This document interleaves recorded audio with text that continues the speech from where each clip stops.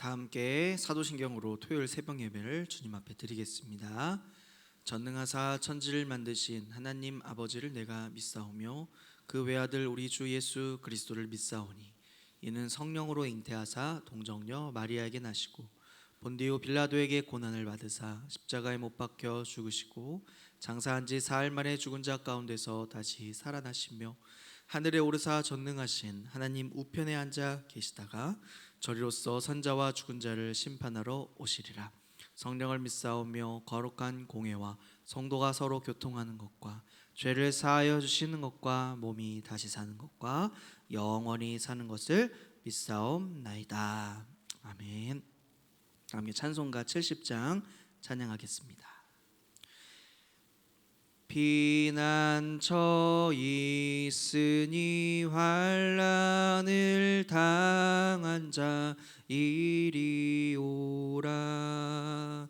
땅들이 변하고 물결이 일어나 산 위에 넘치되 두렵잖네.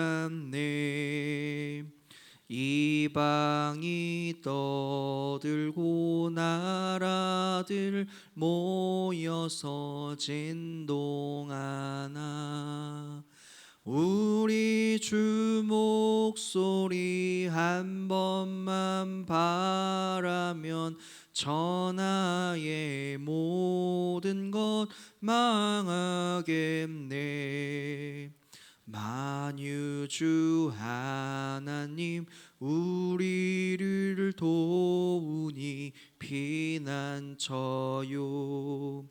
세상의 난리를 그치게 하시니 세상의 창검이 쓸데없네. 높으신 하나님 우리를 구하니 할렐루야. 괴로움이 심하고 환난이 극하나 피난처 되시는 주 하나님. 아멘. 오늘 하나님께서 주시는 말씀 구약 여호수아 11장 1절에서 15절까지 말씀입니다. 우리 말씀을 찾아서 함께 읽도록 하겠습니다. 하솔 왕 야빈이 이 소식을 듣고 마돈 왕 요밥과 시므론 왕과 악사방과 및 북쪽 산지와 긴네롯 남쪽 아라바와 평지와 서쪽 돌의 높은 곳에 있는 왕들과 동쪽과 서쪽의 가나안 족속과 아모리 족속과 헷 족속과 브리스 족속과 산지의 여부스 족속과 미스바 땅 헤르몬 산 아래 히위 족속에게 사람을 보내매 그들이 그 모든 군대를 거느리고 나왔으니 백성이 많아 해변에 수많은 모래 같고 말과 병거도 심히 많았으며 이 왕들이 모두 모여 나와서 이스라엘과 싸우려고 메론 물가에 함께 진쳤더라. 여호와께서 여호수아에게 이르시되 그들로 말미암아 두려워하지 말라. 내일 이맘때에 내가 그들을 이스라엘 앞에 넘겨주어 몰살시키리니 너는 그들의 말 뒷발의 힘줄을 끊고 그들의 병거를 불사르라 하시니라. 이에 여호수아가 모든 군사와 함께 메론 물가로 가서 갑자기 습격할 때 여호와께서 그들을 이스라엘의 손에 넘겨주셨기 때문에 그들을 격파하고 큰 시돈과 미스르봇 마임까지 추격하고 동쪽으로는 미스바 골짜기까지 추격하여 한 사람도 남기지 아니하고 쳐 죽이고 여호수아가 여호와께서 자기에게 명령하신 대로 행하여 그들의 말 뒷발의 힘줄을 끊고 그들의 병거를 불로 살랐더라. 하솔은 본래 그 모든 나라의 머리였더니 그때 여호수아가 돌아와서 하솔을 취하고 그 왕을 칼날로 쳐 죽이고 그 가운데 모든 사람을 칼날로 쳐서 진멸하여 호흡이 있는 자는 하나도 남기지 아니하였고 또 하솔을 불로 살랐고 여호수아가 그 왕들의 모든 성읍과 그 모든 왕을 붙잡아 칼날로 쳐서 진멸하여 바쳤으니 여호와의 종 모세가 명령한 것과 같이 하였으되 여호수아가 하솔만 부살랐고 산 위에 세운 성읍들은 이스라엘이 불사르지 아니하였으며 이 성읍들의 모든 재물과 가축은 이스라엘 자손들이 탈취하고 모든 사람은 칼날로 쳐서 멸하여 호흡이 있는 자는 하나도 남기지 아니하였으니 여호와께서 그의 종 모세에게 명령하신 것을 모세는 여호수아에게 명령하였고 여호수아는 그대로 행하여 여호와께서 모세에게 명하신 모든 것을 하나도 행하지 아니한 것이 없었더라. 아멘. 여호수아를 계속하여 살펴보고 있습니다. 11장의 말씀을 보니까 가나안 땅 지난 말씀들을 보면 남쪽 정벌을 하였고요. 이제 오늘 말씀 가운데서는 북쪽 정벌이 시작이 됩니다. 북방 왕들의 전쟁과 북방의 정복의 장면들을 보고 있는데요. 남방 왕들의 동맹이 먼저 실패하게 됩니다.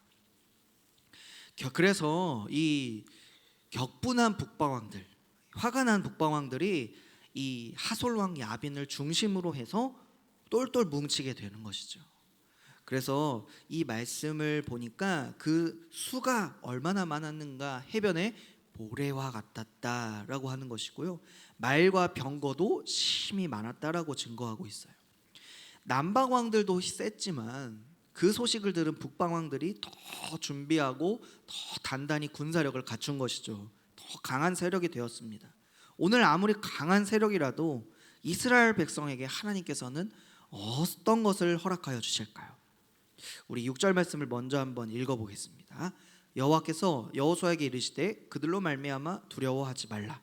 내일 이맘때에 내가 그들을 이스라엘 앞에 넘겨주어 몰살시키리니 너는 그들의 말 뒷발에 힘줄을 끊고 그들의 병거를 불사르라 하시니라. 아멘. 그런데 하나님께서 이 명령을 하시는데 다소 의외의 명령입니다.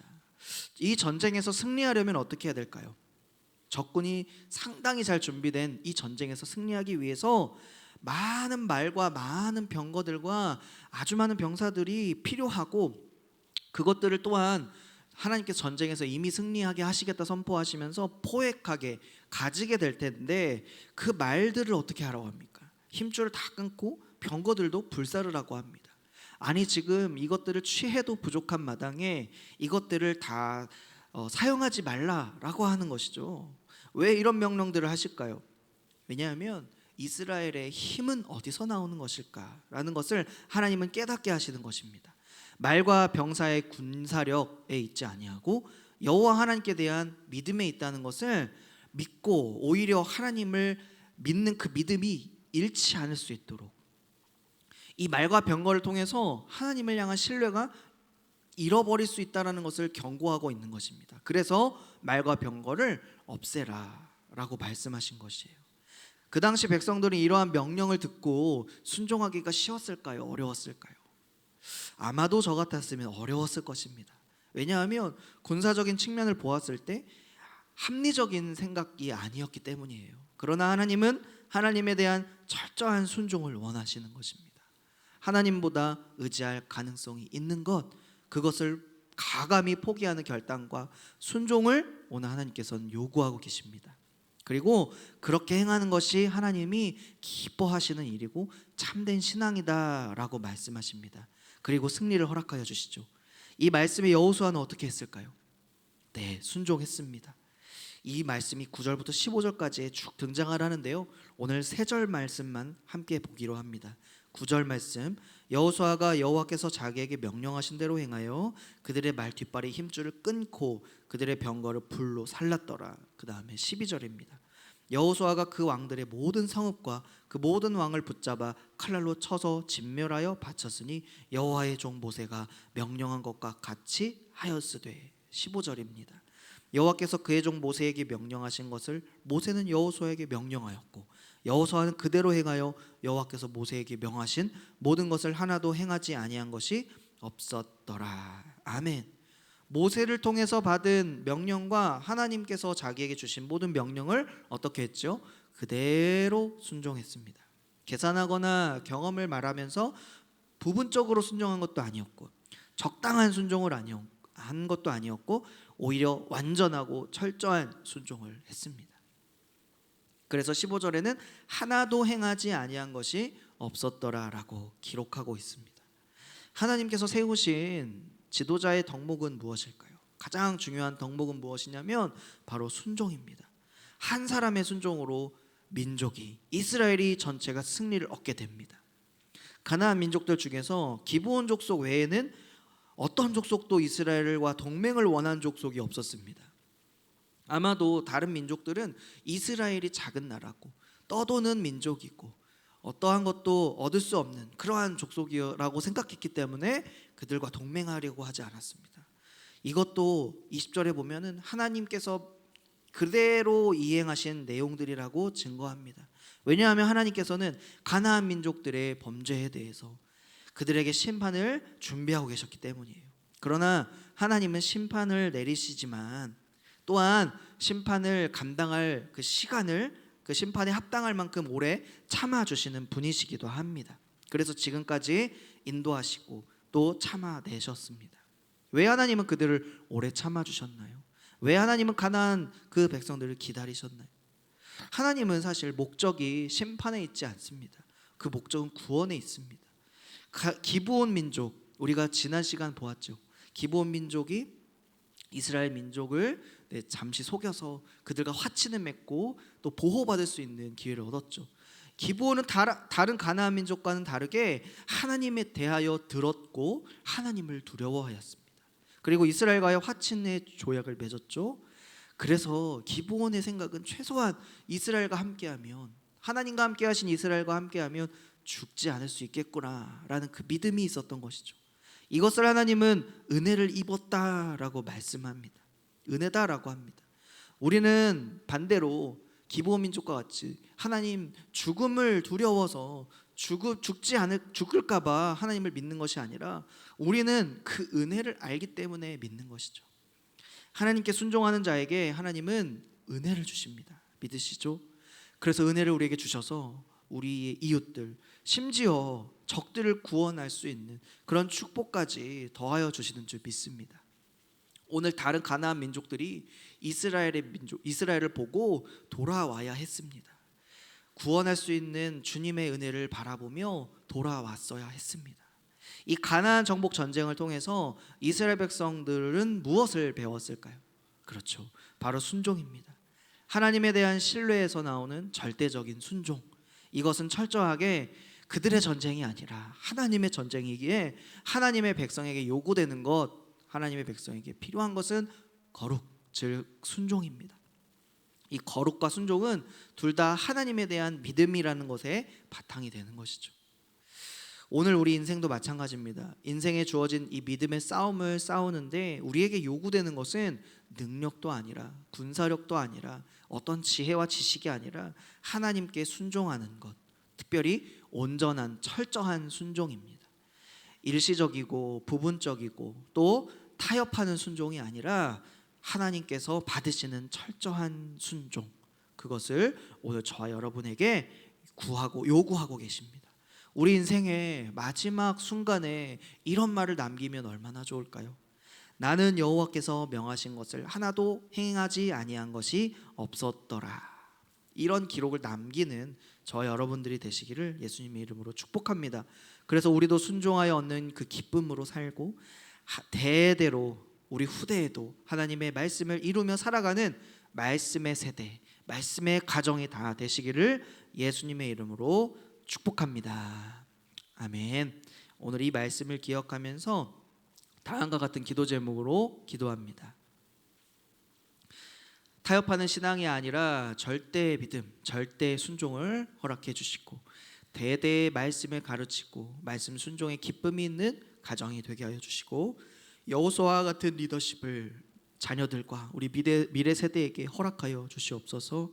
전쟁과 분쟁을 평강과 화해로 바꾸어 주시옵소서. 이 시간 함께 기도합니다. 하나님 감사합니다. 오늘 우리에게 기도할 수 있는 시간을 허락하여 주시고 또 깨어있게 하심을 감사드립니다. 우리의 신앙, 우리의 믿음, 하나님 주님께서 주신 선물이며 이 믿음을 가지고 타협하고 또 하나님 부분적으로 주님을 따르는 데 사용하지 아니하고 온전히 순종하며 온전히 믿고 나아가게 도와주시옵소서. 특별히 우리의 믿음의 모습을 통하여 우리